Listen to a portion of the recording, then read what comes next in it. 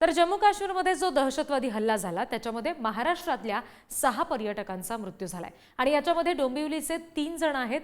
या कुटुंबातील एका मुलाच्या हाताच्या बोटाला गोळी लागली त्यामुळे तो जखमी झालेला आहे। संजय लेले, अतुल मोने आणि हेमंत जोशी या हल्ल्यामध्ये ठार झालेले आहेत। संजय लेले यांचा मुलगा हर्षल याच्या हाताला गोळी चाटून गेली आहे आणि त्यामुळे तो गंभीर जखमी आहे। त्याच्यावर सध्या उपचार सुरू आहेत। तर पुण्यामधून संतोष जगदाळे आणि कौस्तुभ गणबोटे यांचा मृत्यू झालेला आहे असं कळतंय। त्याच्यामुळे खळबळ माजली आहे। पनवेलमधल्या सुद्धा दोघांचा याच्यामध्ये मृत्यू झालाय तर 3 जण गंभीर जखमी आहेत।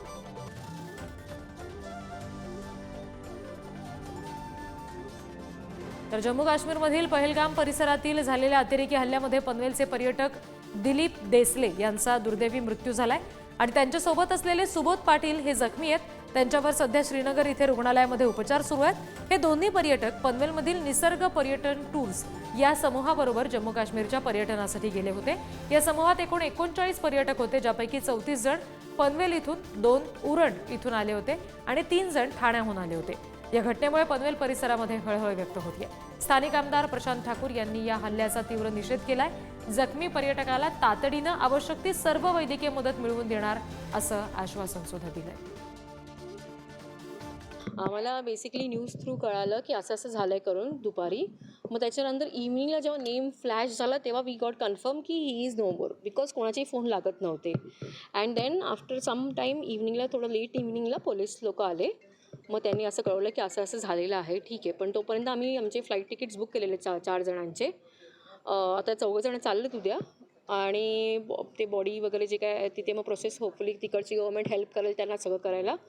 पण आता कॅच हे आहे की आम्हाला प्रॉब्लेम आहे की रिटर्नचं ticket is very expensive. Hardly 2च फ्लाईट्स आहेत आणि ते पण 40,000 पर पर्सन आहे। तर आम्ही 4 जण चालले, प्लस त्या आईला घेऊन यायचं आहे।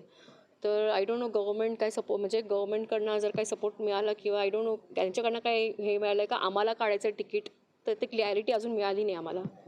पर्यटकांवरती हा असा भ्याड हल्ला, भ्याड गोळीबार ज्या अतिरेक्यांनी केला आहे, देशभरामधल्या वेगवेगळ्या लोकांचा जीव गेलेला दिसतोय।